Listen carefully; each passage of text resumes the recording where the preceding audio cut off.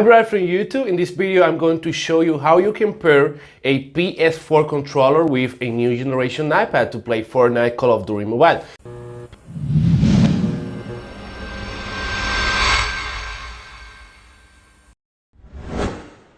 So the process is very simple. All you have to do is to press the PS and share button at the same time until you see a flashing light on the controller, as you can see now. And on your iPad you can see now a new gadget available to pair, that this is a DualShock 4 wireless controller.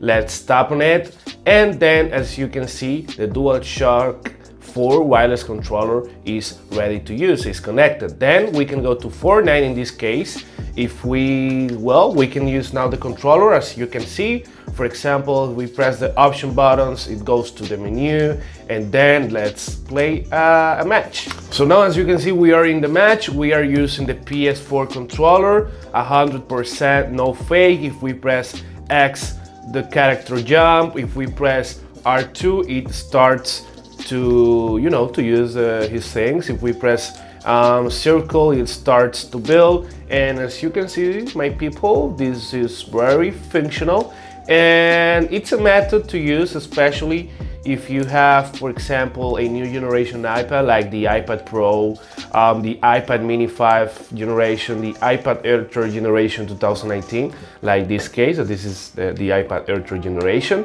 Also the iPad 7th generation, 6th generation, all those iPads where you can play, for example, Fortnite.